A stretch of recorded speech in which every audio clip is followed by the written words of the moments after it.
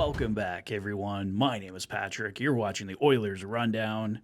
Well, it's been, 5-6 days since I got an update up here on the channel, so I apologize for the lack of content there. We're basically in the dog days of summer here for hockey news. Not too much going on. I think the GMs are all kind of vacationing right now. I think there was a couple moves for the Vancouver Canucks last week, obviously moving out Artur Shilovs and Dakota Joshua to Toronto. So there's a few things happening around the NHL, but pretty quiet for the Edmonton Oilers. And you know it's quiet when Oilers insider Bob Stauffer is on vacation because he gets the inside track on things happening, so he's not going to be unavailable when something goes down here. And Staff returned to the airwaves yesterday and gave us a few different updates on some things that are pending here for the Edmonton Oilers. Obviously, the biggest thing is Connor McDavid.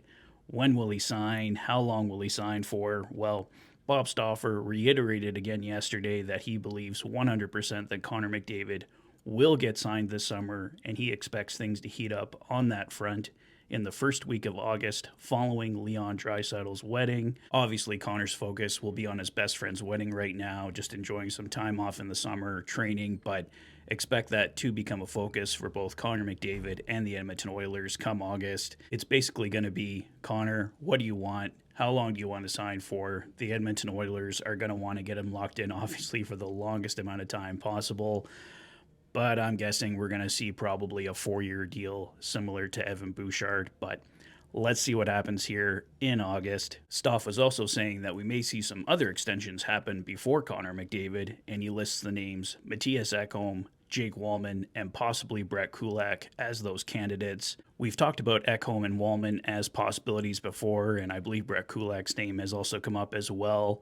I would think contract extensions for Ekholm and Kulak are probably on the shorter term. Both of those guys are getting up in years, and I don't see them getting a long-term deal. Jake Wallman, I think, is definitely a guy that could be locked into an 8-year deal or something longer anyway.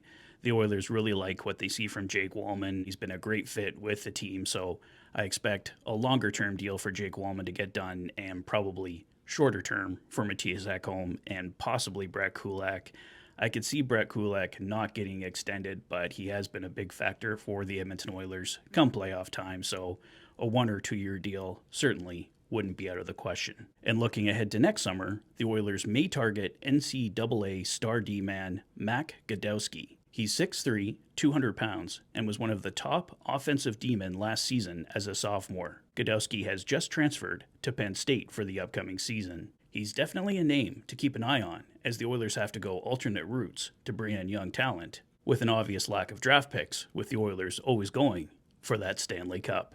And lastly for today, Dylan Griffin of Elite Prospects reported the following. It is rumored that the Oilers are working towards signing defenseman Nikita Yevisev to an entry-level contract.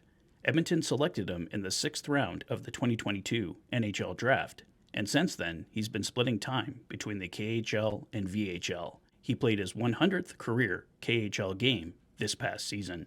So possibly another defensive prospect getting locked up there, but we'll have to wait and see what happens on that front. So that's all the latest there, guys. I'll let you know if anything else breaks this week, but for right now, still waiting on the Connor McDavid extension. We might see extensions for Ekholm, Kulak, and Wallman in the meantime, but other than that, the Oilers may be looking to move out a contract. As we've talked about previously, the Oilers have a big surplus of forwards right now, so don't expect the Oilers to add any more at this time, possibly a PTO closer to training camp, but right now the Oilers probably looking to clear some cap space going into the regular season. So like I said, that's all I have for now, guys, but let me know your thoughts on all the latest developments in the comment section below. If this is your first visit to the channel and you like what you see, please consider liking and subscribing for all the latest Oilers content.